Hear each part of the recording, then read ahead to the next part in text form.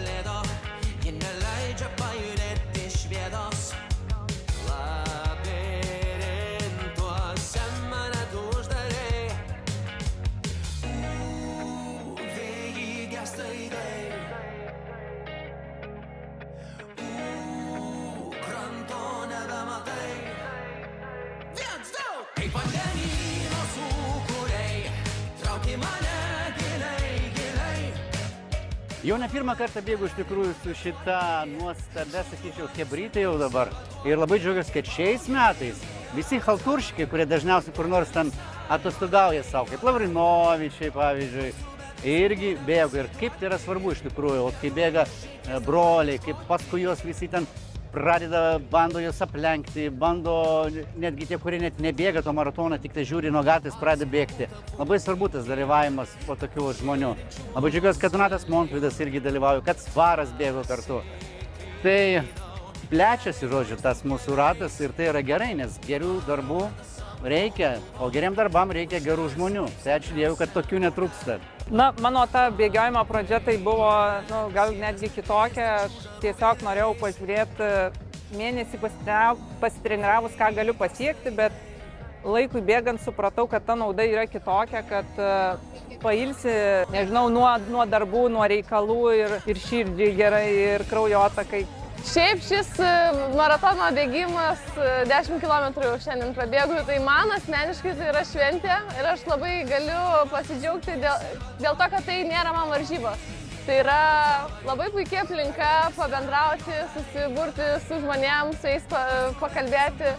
Aš manau, kad šita akcija yra ir iniciatyva yra labai puikiai, nes iš tikrųjų mes kiek nežinom, kiek žmonėms reikia padėti ir jie, ne visi finansiškai gali įstengti pagydyti savo ar vaikučius, tai aš manau, kad ši iniciatyva tikrai būrė žmonės. Mano talismanas čia po dešinę. Šiame bent jau bėgime tai tikrai. O tavo? Pažiūrėk į mane ir pagalvok gerai. O mano iš kairės. Va, matot, susiderinom. Manau, kad pagrindinis dalykas, kas mus įkvėpė ir pakvietė, tai yra Rimanto Kaukėno fondas. Ir, kaip sakyt, mes jau daug metų dirbam kartu ir Adelę šitoj vietoj kažkaip įjungiau į tą komandą, į tą šeimą fondo ir manau, kad dėka šio fondo mes susirenkam dėl to, kad pasitikim juo, žinom, kaip jie stengiasi, žinom visą idėją, kodėl mes čia ir jauti, kad tai suteikia papildomos motyvacijos ir jėgų bėgant šitą maratoną.